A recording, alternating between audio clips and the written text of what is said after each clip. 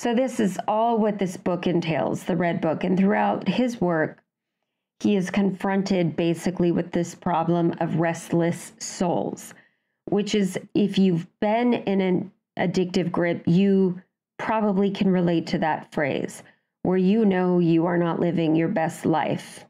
I knew that for sure when I was drinking. I couldn't figure out how to bridge that gap without giving up booze. I wasn't willing to do that. And so I had to be taken down to the very depths of the bottom of myself and my addiction, where I literally had nothing left but to try to get sober.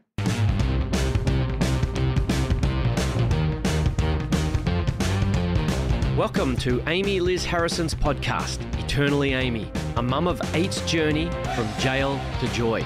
A Gen Xer who overcame her struggle with alcohol to become a best-selling author and mental health advocate. She shares stories of hope and offers ideas for others struggling with mental health challenges, spirituality, ADHD, or maybe just family, travel, and logistics.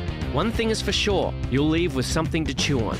And now, here's your host, Amy Liz Harrison, with your mystery meat sandwich. Greetings, compadres. Well, guess what? We are on step 7. So this is Eternally Amy. This is 12 steps for anyone who wants them. And this is the correlating step for July, which July being the 7th month means that we are on the 7th step. Just a little reminder, please keep in mind as I do this once a month series that I endorse 12-step programs. They do not endorse me. Okay, so I just want to make that very clear.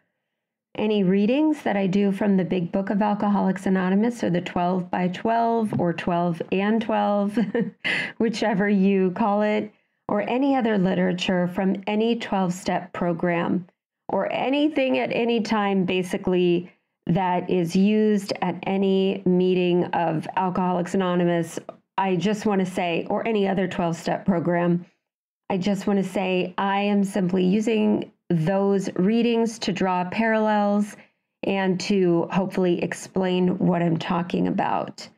And so it is from the General Service Office, basically, that they ask that we keep readings intact from the Big Book of Alcoholics Anonymous. And so that's what I will do, just to let you know, just a reminder on that. Step 7 is humbly asked him to remove our shortcomings. Now, keep in mind, I just want to point out the fact that this step says him, humbly asked him. The Book of Alcoholics Anonymous was written in the 1930s. We didn't do special pronouns back then for, anything. We considered, I guess, at the time, God to be a male, and therefore he is referred to a he as such. And even though we've, at this point in our step work, chosen a higher power of our own understanding, a God of our own understanding, which may not necessarily be a male, this is how the steps have been laid out. These are the exact wordings of the steps that I am reading. So humbly asked him to remove our shortcomings. And for me, part of that humility is realizing that things sometimes aren't going to sound the way I want them to sound. They're not going to have the exact, correctness that I may be looking for in something. And it's my challenge to let that go and to realize that I make mistakes all the time, as does anybody else. We go through different acceptances of things over time in society, and changes are made, and then they don't always reflect every single corner that we've turned in history. They don't always reflect as such. And so that's kind of my challenge personally, is just to remember, this was all different time, different place. And therefore, it shows, in my opinion, the health of a 12-step program like this, which is that it stands the test of time, that the idea, the concept behind what these steps are saying can be updated to translate to be more relevant for today and for how we experience life today. And it's still the same idea, it's the same principle, but it is adaptable to the language and the circumstances of today. Should I choose to let it be? And that's on me. Okay, so as we start, I'm going to kick it off with a C.S. Lewis quote. He once wrote, "Humility is not thinking less of yourself. It's thinking of yourself less." So at this point in time, I wanted to do a super quick review because the deal is we are now halfway through the steps. In June, we did step 6, and so we're halfway there, halfway to 12. So in step 1, we surrendered our pride and we admitted the lack of power over alcohol and that our lives that we pretended we had were totally unmanageable, right? And in the 12 and 12 on page 21, it says, "Until he so humbles himself, his sobriety, if any, will be precarious. Of real happiness, he will find none at all." And so that sets us up to know that, if we want to get out of this powerlessness, we need a plan. We need something other than our own self-reliance to help us out of that. So in step 2, we humble ourselves and we accept that we can't fix our problems in and of our own self, right? And we're opening the way to a belief in a power who is greater than us and who can restore us to sanity. So the whole concept of insanity being, doing the same things over and over, but expecting different results. And that's what we're doing in our drinking behaviors or in our addiction. So true humility and an open mind can lead us to faith. And that is on page 33 of the 12 and 12. In step 3, we came to a humble acknowledgement, basically, of our total dependence on our higher power. And at that point, we became willing to completely surrender our life to that higher power. So we turned our will and our lives over to the care of God as we understood him. And in steps 4 through 10, so this is going to be like sort of a review and a preview all in one, okay? So basically what we do is we prove this surrender, or we basically put this surrender to a test. And we grow in humility as we take stocks of specific defects of character and emotion. And basically what we do is we sit through and we get down in, the 4th step to causes and conditions. And the 5th step, we go over those things that we have uncovered from our past with another person, okay? And then step 6, we, realize that we've got these character defects that we've clung to that weigh us down, and they are character defects that are pretty much like the 7 deadly sins. And so anything that is going to close us off from the sunlight of the Spirit, whatever that sunlight of the Spirit looks like to us, that is going to disrupt our peace. And it is going to keep us from living a life of sober freedom that we intend or would like to intend to live. And therefore, here we are, step 7.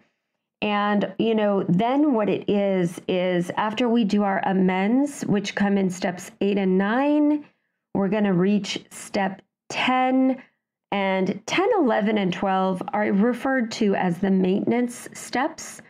And so basically, they are things that we do every day in our sobriety and our recovery to help maintain this freedom that we have found.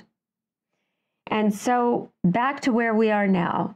So completing the first 6 steps in a 12-step recovery program can represent basically a tipping point for many of us. So in step 7, we realize, okay, now we've become aware of these character defects. And in step 7, we shift from taking personal inventory and responsibility of our struggles with alcohol to now looking at our grosser, basically outer behaviors, like the stuff that resulted from so much drinking and stuffing and looking to escape the way we feel. Or at least for me, that's how it was I constantly wanted to change the way I felt. As a result, I caused a ton of destruction along life's path.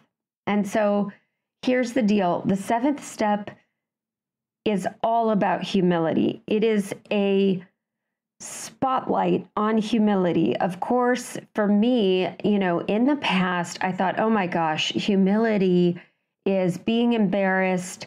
Humility is being, totally mortified over something I did, something I said.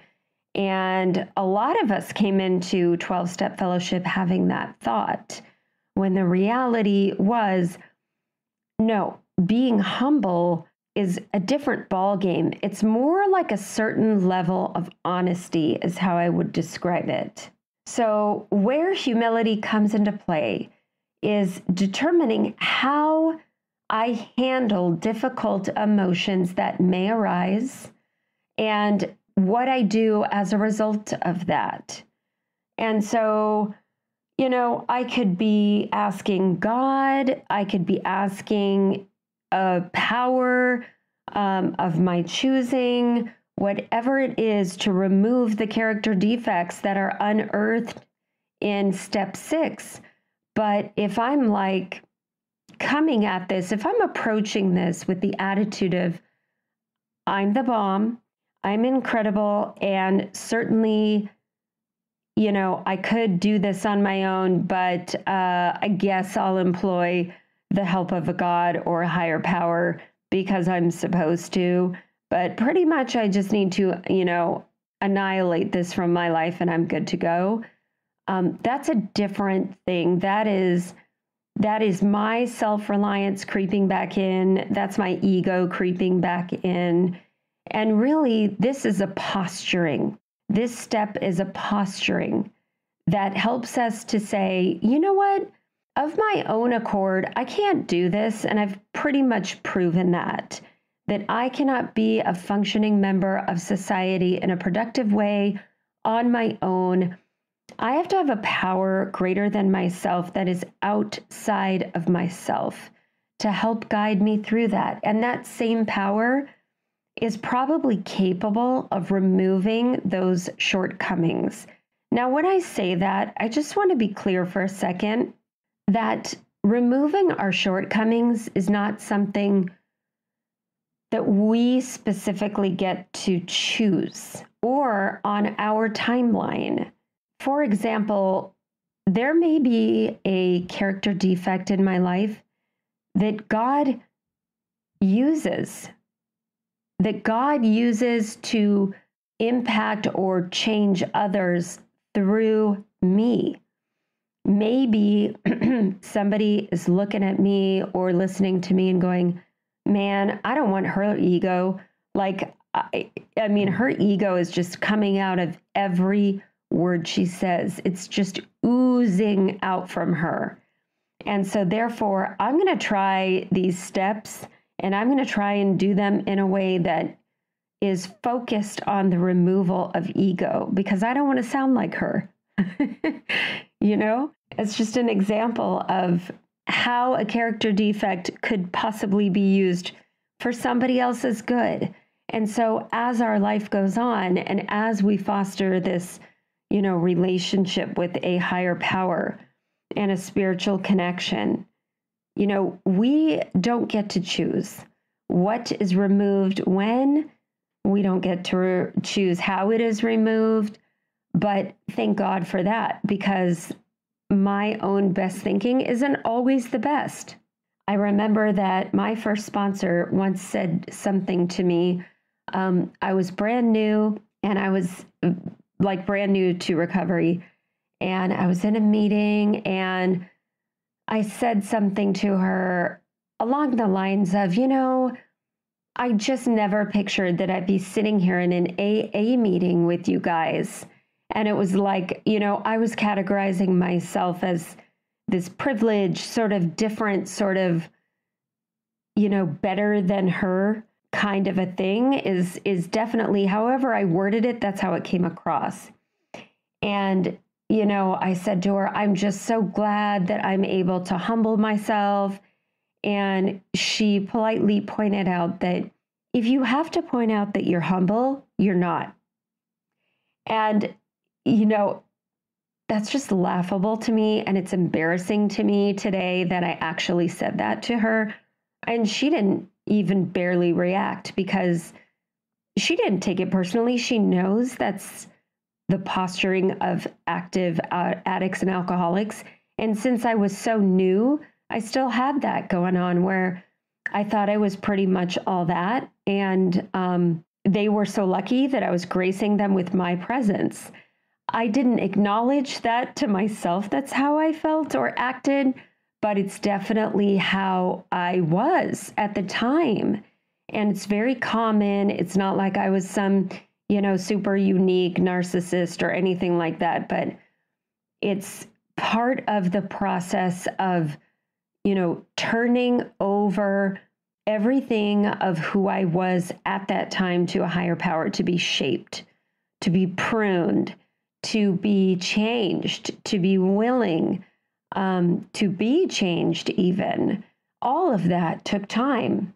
And so I'm going to tell you about a very special piece of correspondence between Bill Wilson and Carl Jung. And basically, there was so Carl Jung, of course, at that time was a very famous psychiatrist. And Bill Wilson was, you just think of these people who wrote and discovered things about the human psyche and lived during the same time periods. And I just find that fascinating. Like, it totally grinds my gears in a positive direction where I just enjoy learning so much about it. It fascinates me that these dudes were alive during the same period of time and adopting some of the same ideas. And so I'm going to preface this by saying what I love so much is that Bill Wilson took the time to write to Carl Jung and tell him how his ideas had influenced Bill, instead of just Bill sitting here going, hey, guess what? Like, I founded AA and I came up with this really unique, one of a kind, never before thought of step work. And I'm amazing, and in our society today, it's rare to find somebody who doesn't want to take credit for something that they came up with. They want to have full credit for what was actually a mixture of other people's or other institutions' ideas. And forever, this has been a thing. We don't just wake up with a brand new idea that has never been thought of by anybody before. We think of ideas based on what we already know or have been exposed to. And basically, a new idea that we may have is maybe a new way of having that information become explainable in a different way. So, Alcoholics Anonymous was birthed by, incredible spiritual visionaries who influenced and changed the lives of millions of people around the world. And so I'm going to summarize these couple of letters by talking about a little bit of historical context. First, in 1931, there was this guy, and his name was Roland Hazard, Roland. And he is essentially considered the first link. So you got Dr. Bob, you got Bill Wilson, and those two are known as the founders of Alcoholics Anonymous. In most circles, they're known as the founders. And then this guy, Roland Hazard, is like the third. He's known as alcoholic number 3, basically. And so this guy actually was a patient of Dr. Carl Jung's. So Bill Wilson, 1944 to 1955, experienced some pretty bad intermittent depressions. And, he was sober, but had all these new introductions of different things come into his path. So there's a lot of controversy. I'm not going to go into that right now about Bill Wilson trying LSD.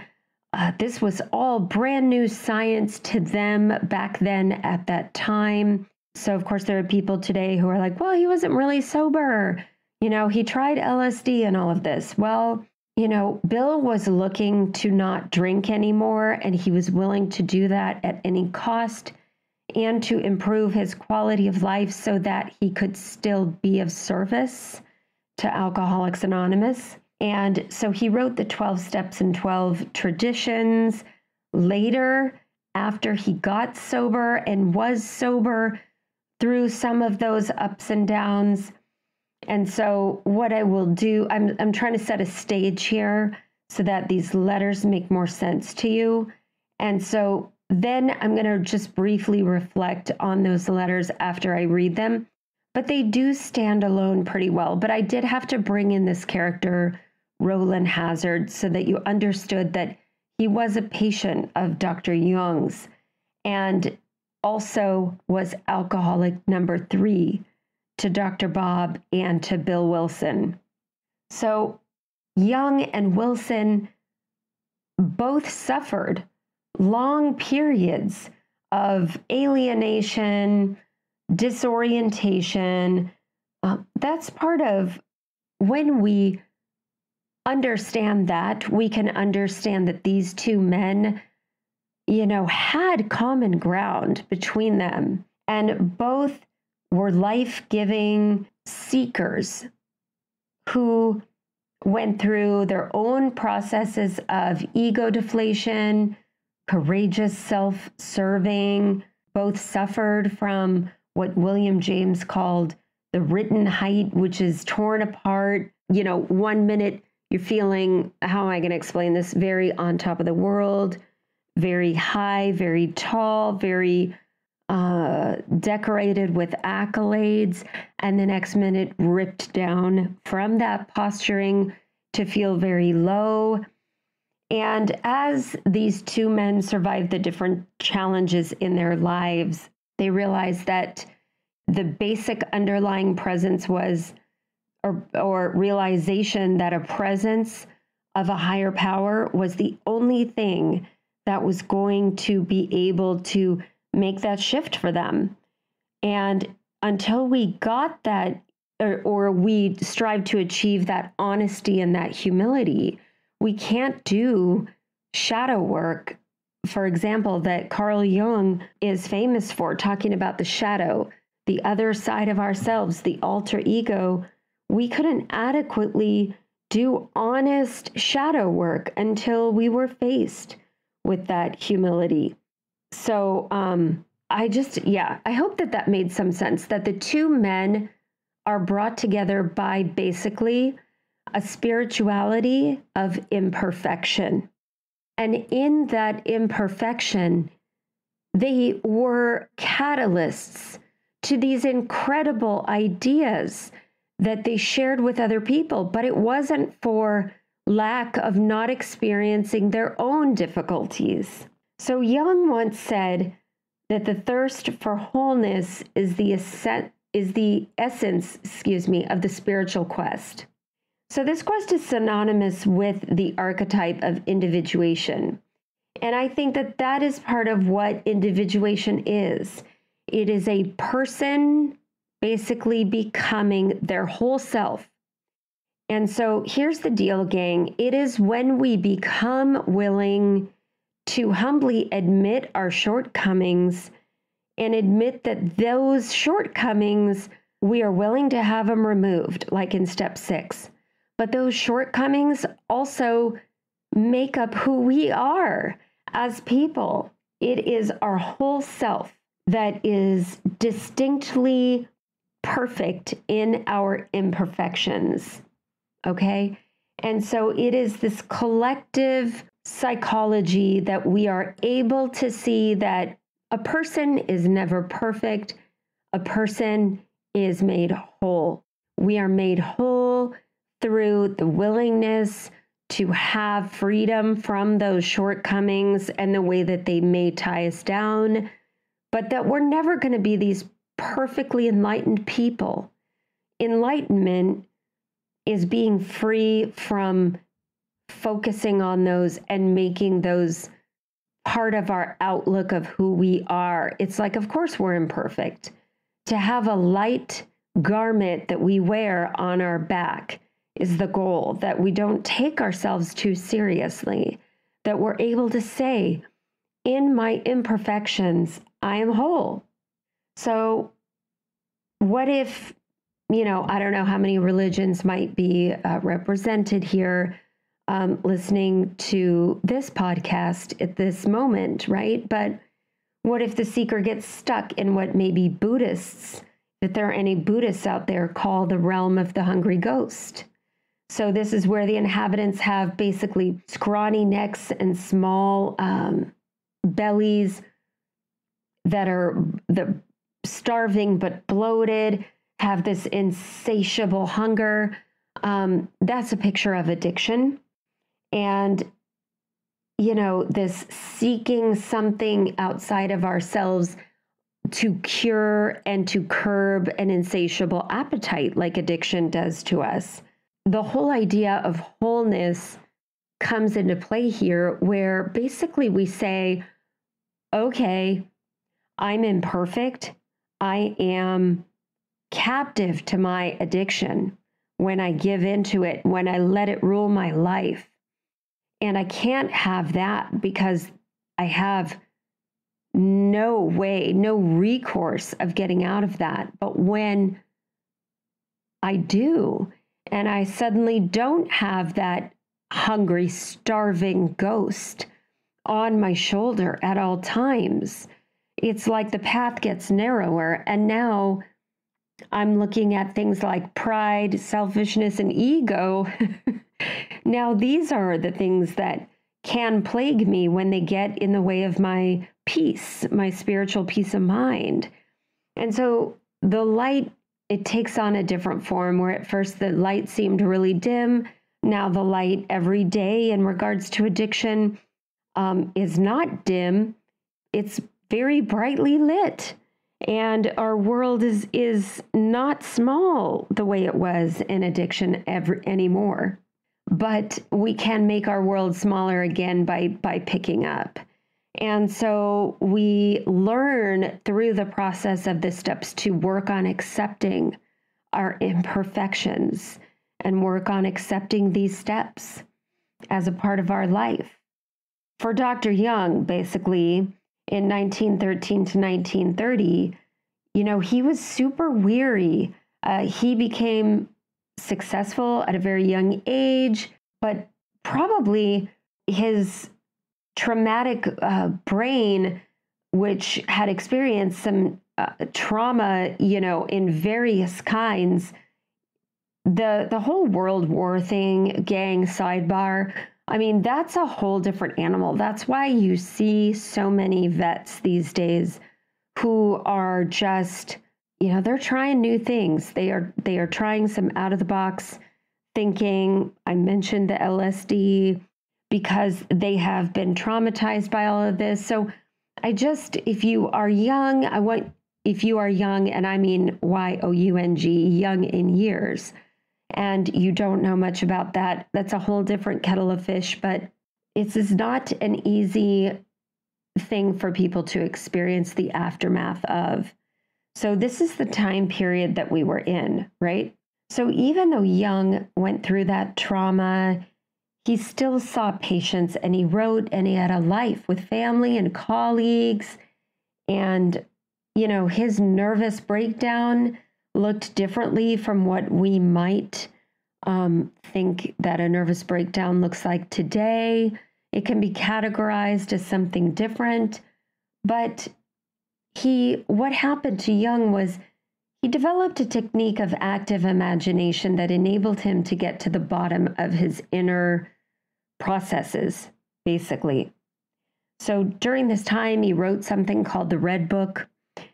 It's a very expensive, huge book published that was a bestseller. It's got these illustrations that give unique insight into the human realization of one's own soul, basically, and the process of recovering one's own soul, and the experience of a rebirth and an image of God inside of Jung's own brain. So this is all what this book entails, the Red Book. And throughout his work, he is confronted basically with this problem of restless souls, which is, if you've been in an addictive grip, you probably can relate to that phrase, where you are not living your best life. I knew that for sure when I was drinking. I couldn't figure out how to bridge that gap without giving up booze. I wasn't willing to do that. And so I had to be taken down to the very depths of the bottom of myself and my addiction, where I literally had nothing left but to try to get sober. Okay, so Jung's conscious attitude at that point was to try and figure out, how do I help this restless soul to become whole again, basically, is the way I'm going to summarize it. Years later, by the way, in 1967, basically the book had a resurfacing. It was never gone. It just wasn't really circulated with a wide amount of distribution because it was so expensive, because it's got a really heavy cover, and it was hard to understand for people. And so I think that when something is really out there and really obtuse and hard for people to grasp, it's another reason why it just kind of becomes this weird, like, yeah, I think we're not going to, have that be one of the texts that we really study. But I have to say that many times a lot of these different philosophies and psychologies, they have similar veins. They have similar roads that lead to very similar places. And sometimes they become intertwined, and you can't really tell where one has started and the other has ended, right? I mean, the same is true if you have ever, I'm finally going to read you these letters. I promise I'm getting there. But if any of you have ever read A Course in Miracles by Helen Schumann, that was, I think, in my birth year, 1976. But it's another heavy, obtuse book. And its main construct is filled with exercises that are giving a full awareness to love's presence in one's life. And then Marianne Williamson wrote Return to Love, which is all about practicing the Course in Miracles in an attempt to achieve this perspective.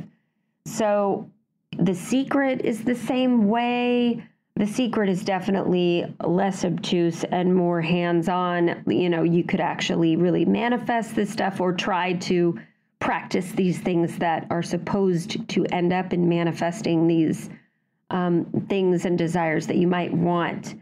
But the whole idea being that the human heart, the human brain, has forever been trying to search for wholeness, right? And so the crux of these letters is Bill wrote to Carl to let him know, hey, here's what happened to Roland. Remember your old patient? Let me tell you who I am and what's become of me and of Roland. So here we go. Here's the letter from Bill Wilson to Dr. Jung, January 24th, 1961. And actually, in some communications that I've read, this is dated the 23rd. So whichever you prefer, just, let's go with that. Okay, my dear Dr. Jung, this letter of great appreciation has been very long overdue. May I first introduce myself as Bill W., a co-founder of the Society of Alcoholics Anonymous. Though you have surely heard of us, I doubt if you are aware that a certain conversation you once had with one of your patients, a Mr. Roland H., back in the early 1930s, did play a critical role in the founding of our fellowship. Though Roland H. has long since passed away, the recollection of his remarkable experience while under treatment by you has definitely become part of AA history. Our remembrance of Roland H.'s statements about his experience with you is as follows.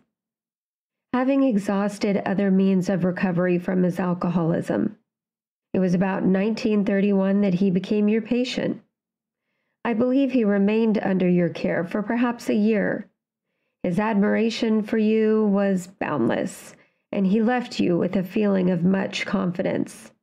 To his great consternation, he soon relapsed into intoxication. Certain that you weren't his court of last resort, he again returned to your care. Then followed the conversation between you that was to become the first link in the chain of events that led to the founding of Alcoholics Anonymous. My recollection of his account of that conversation is this. First of all, you frankly told him of his hopelessness, so far as any further medical or psychiatric treatment might be concerned. This candid and humble statement of yours was beyond doubt the first foundation stone upon which our society has since been built. Coming from you, one he trusted and admired, the impact upon him was immense. When he then asked you if there was any other hope, you told him that there might be, provided he become the subject of a spiritual or religious experience. In short, a genuine conversion.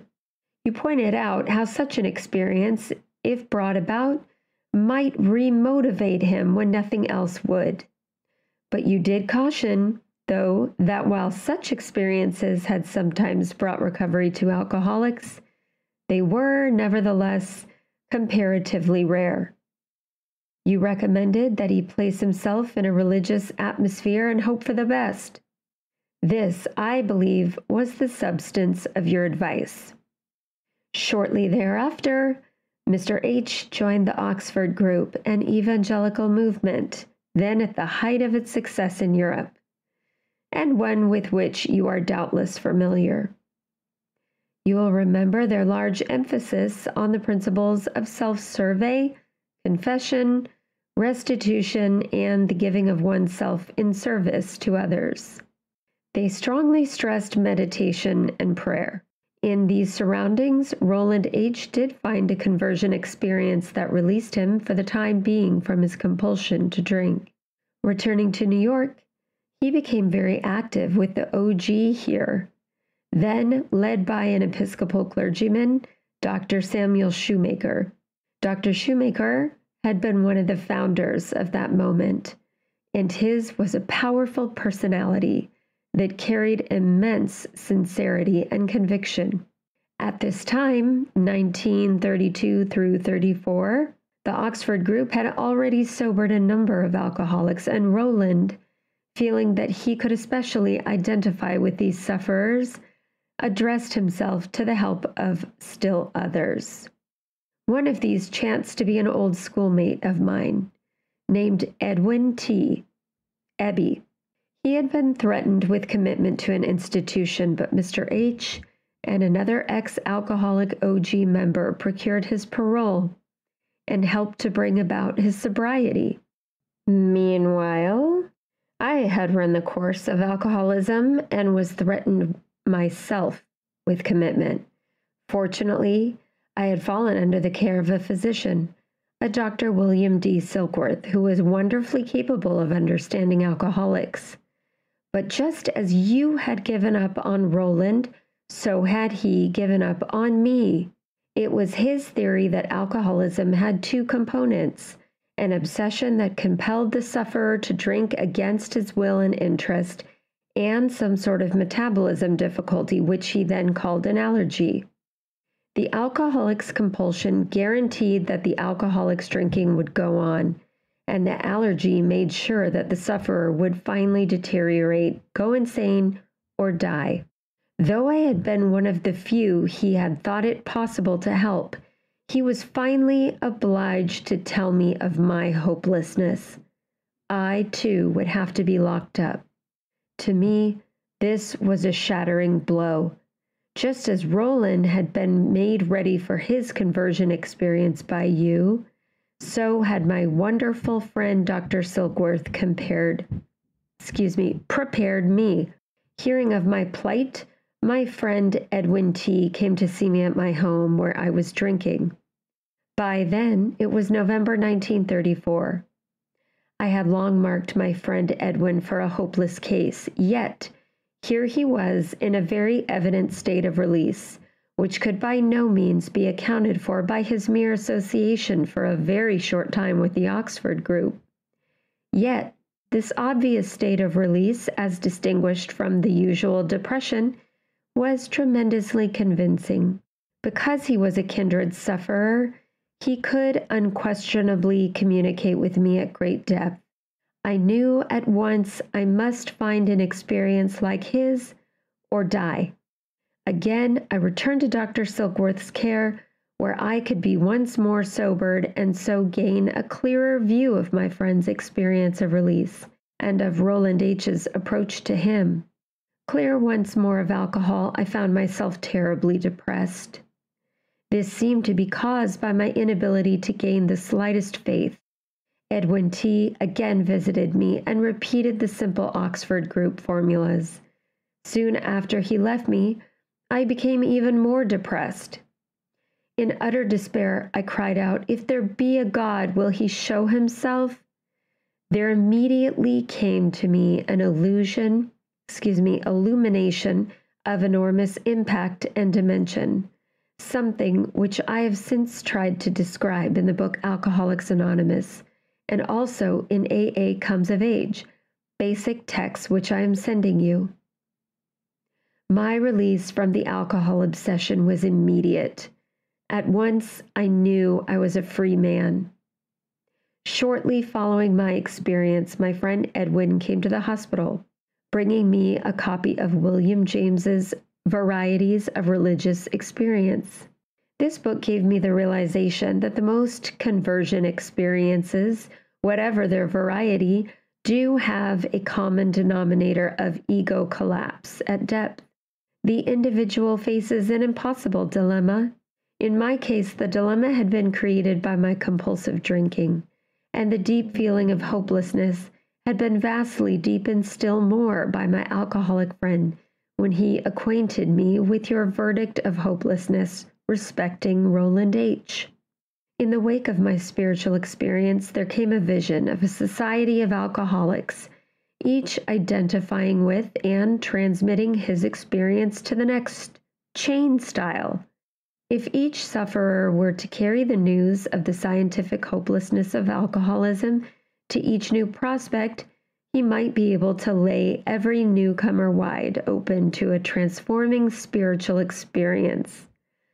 This concept proved to be the foundation of such success as Alcoholics Anonymous has since achieved. This has made conversion experience nearly every variety reported by James available on almost wholesale basis. Our sustained recoveries over the last quarter century number about 300,000. In America and through the world, there are 8,000 AA groups. So to you, Dr. Shoemaker of the Oxford Group, to William James, and to my own physician, Dr. Silkworth. We of AA own this tremendous benefaction. As you now clearly see, this astonishing chain of events actually started long ago in your consulting room, and it was directly founded upon your own humility and deep perception. Very many thoughtful AAs are students of your writings because of your conviction that man has something more than intellect, emotion, and $2 worth of chemicals. You have especially endeared yourself to us. How our society grew, developed its traditions for unity, and structured its functioning will be seen in the texts and pamphlet material I am sending you.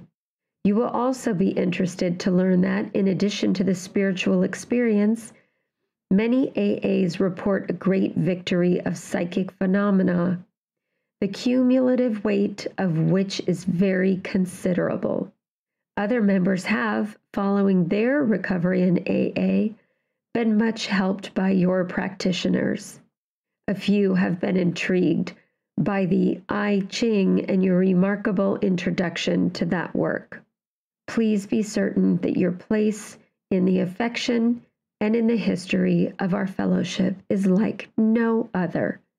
Gratefully yours, William G. William G. W. And Carl Jung's response. Thanks for hanging in there. I know this is a little bit crunchy and clunky. By the way, here it is. Dear Mr. W., your letter was very welcome indeed.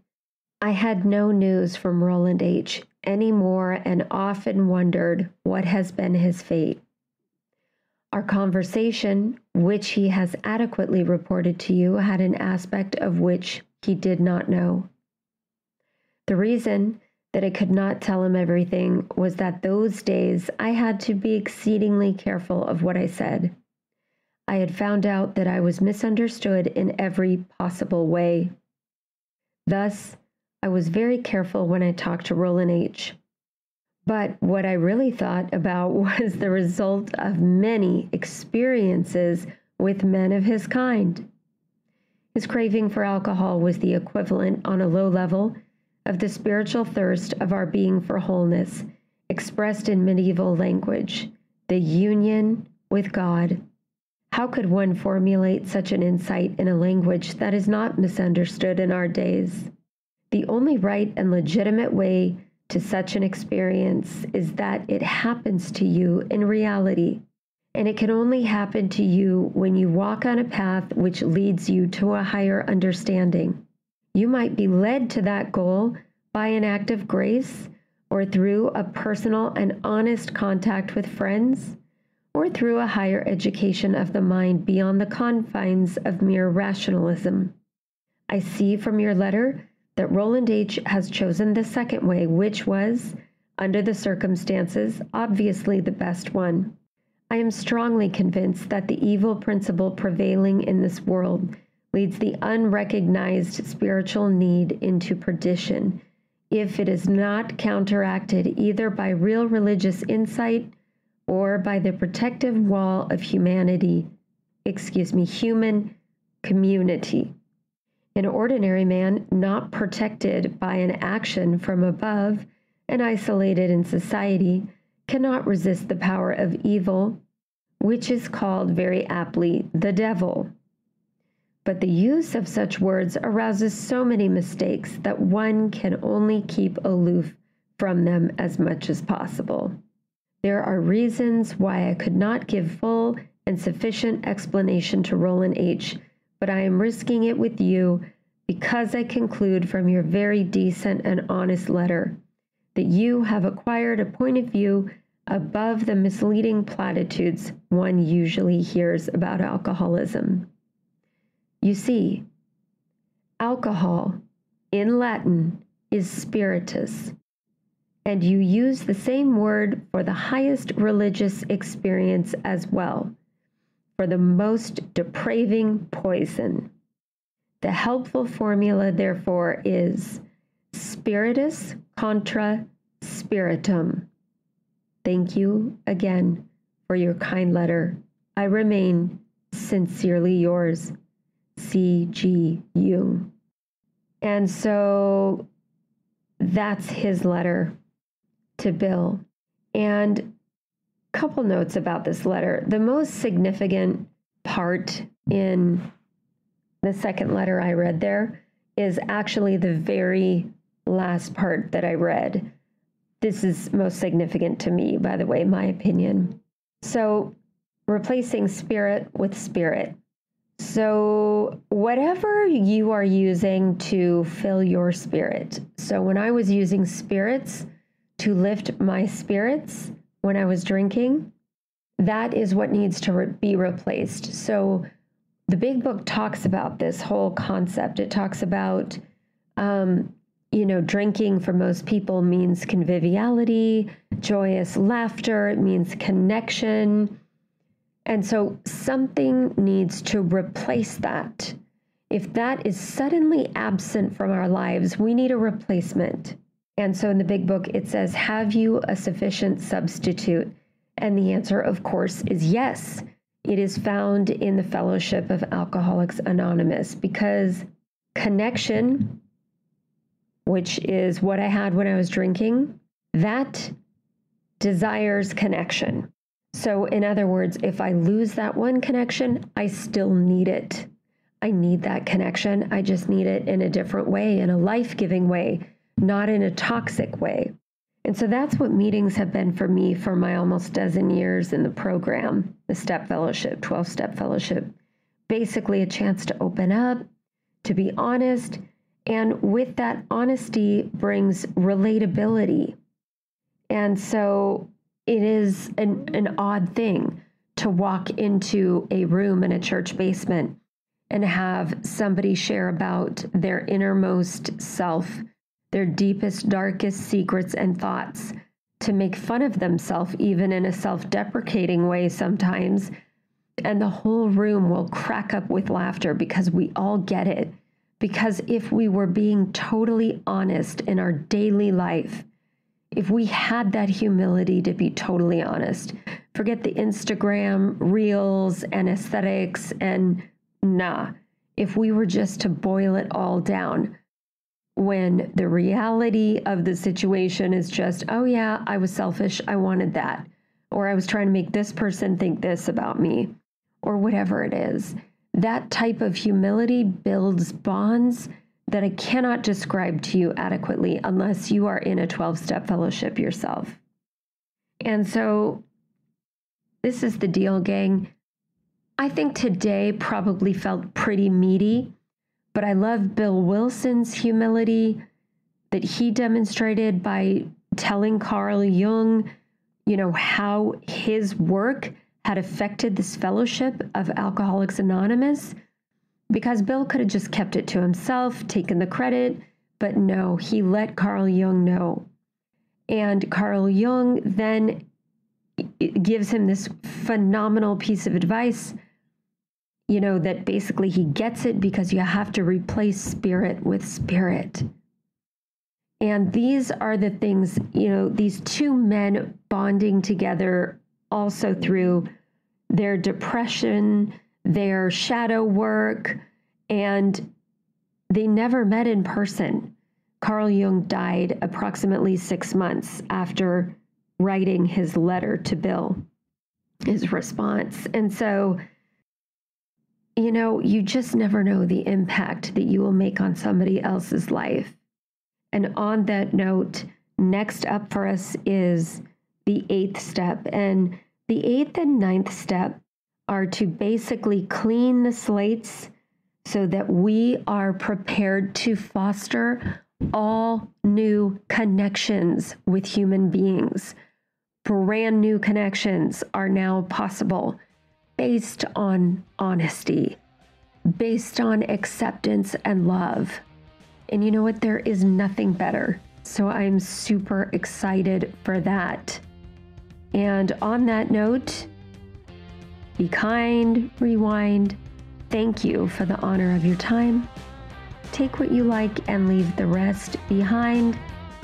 And I can't wait to see you in the 8th month.